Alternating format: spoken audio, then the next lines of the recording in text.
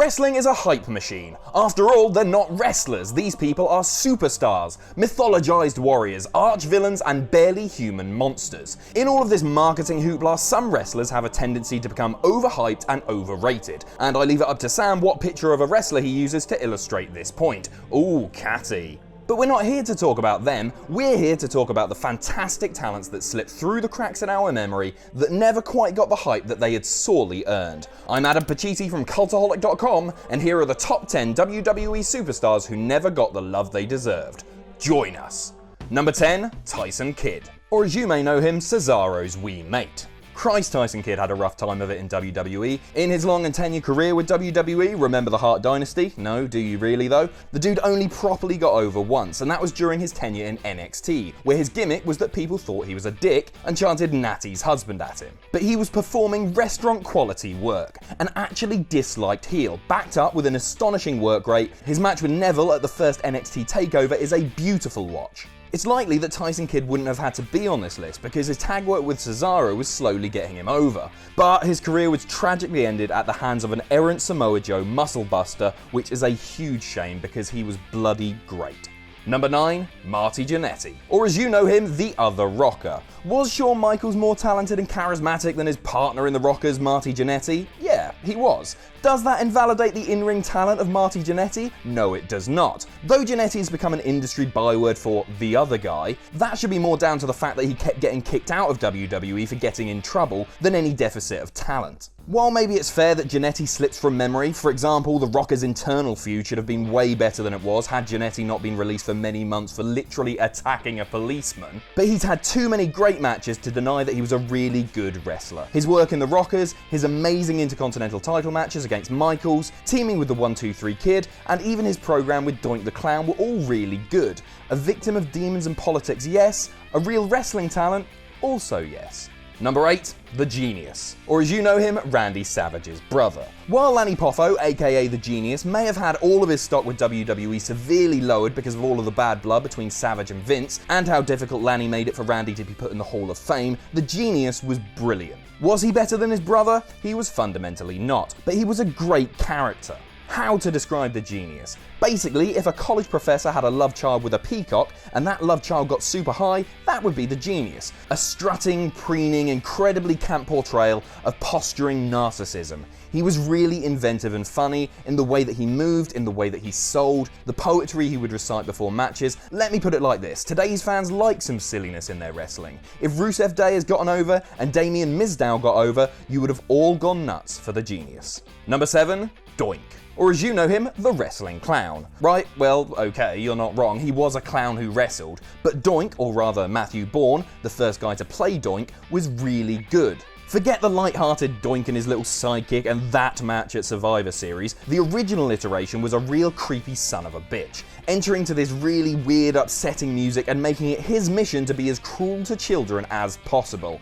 And Jesus, if you want to see weird, check out Bourne's tenure in ECW as a character called Born Again, who was Doink, but if Doink had lost his mind in the desert. The gimmick would have never created a main eventer, but Matt Bourne deserves all the credit in the world for making it at least originally much better than you think a wrestling clown could be.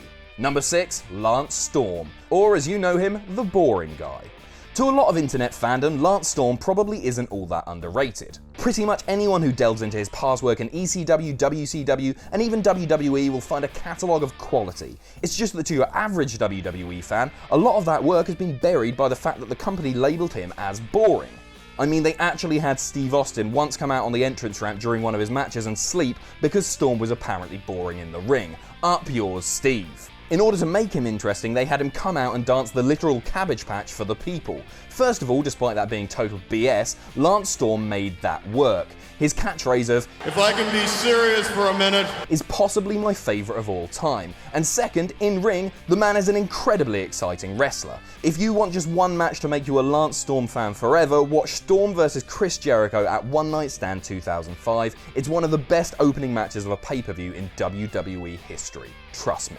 Number 5, Victoria. Or as you know her, not Lita or Trish. The annals of WWE history are filled with underappreciated women, Molly Holly, Ivory, Jacqueline, Luna Vachon, but none more so than perhaps Victoria. Her first appearance was as one of Godfather's many prostitute friends, but when she finally got a chance to wrestle, she was one of the ablest women on the roster. She had a great psychotic gimmick which she performed with convincing menace, and an absolutely fantastic and rare women's hardcore match with Trish Stratus at Survivor Series 2002. She was voted Pro Wrestling Illustrated's Woman of the Year in 2004, and after leaving WWE, she went on to do more great work in TNA as Tara. Was Victoria the best women's wrestler of the 2000s? Maybe not, but in a time when WWE is going back and celebrating the work of Alundra Blaze, Trish, Lita, and even Jacqueline, Victoria deserves to be held in the same esteem.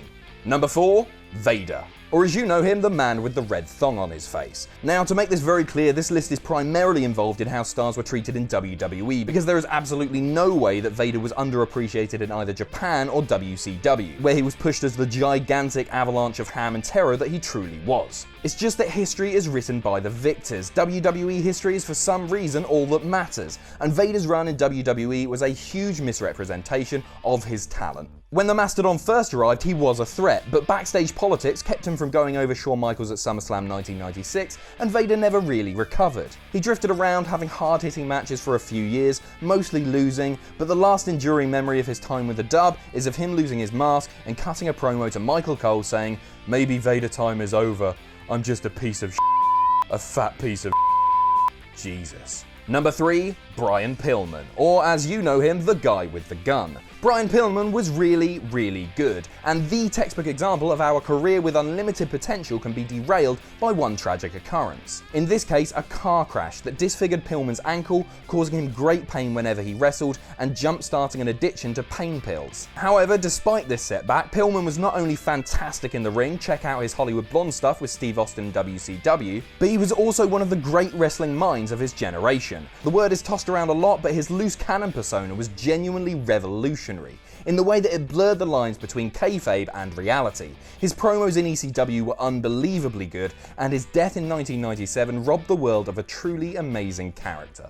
Number 2, Arn Anderson. Or as you know him, Ric Flair's mate in the Four Horsemen. I mean, it's pretty much impossible for anyone to stand out when they're standing next to Ric Flair, hair on fire, eyes bugging out, and mouth screaming stuff about having sex with all of the women. However, the enforcer Arn Anderson was one of wrestling's all-time greats. Not only did he have the best spinebuster in the business, look at that, he's an absolute professor of in-ring psychology. All of his matches looked like actual fights, one of the great compliments you can pay to a wrestler, and always had rock-solid internal logic, so often missing today. Not only was he a great singles wrestler, especially in the NWA, but he remains one of the greatest tag wrestlers to ever lace up a pair of boots. You know how the Revival are called The Revival and everyone loves them?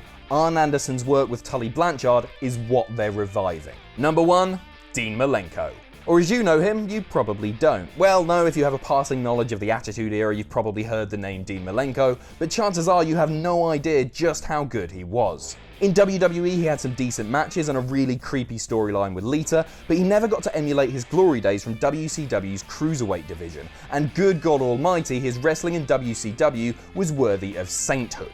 While some of the great wrestlers to travel from ECW to WWE via WCW did receive their just adoration, Chris Jericho, Chris Benoit, Eddie Guerrero, Rey Mysterio, for some reason it never quite happened in the dub for Malenko. His feud with Jericho in WCW was stellar, his feud with Eddie Guerrero in ECW was fantastic. The dude may have been the greatest technical wrestler of the 90s. So much so that Daniel Bryan has been quoted as saying, "My number one guy growing up was Dean Malenko." And who the hell are you to argue with that? And that's our list. Did we miss any out? Tell us about it in the comments below. Don't forget to like, share, subscribe. You can donate to us on Patreon here, but most importantly, do not forget to join us.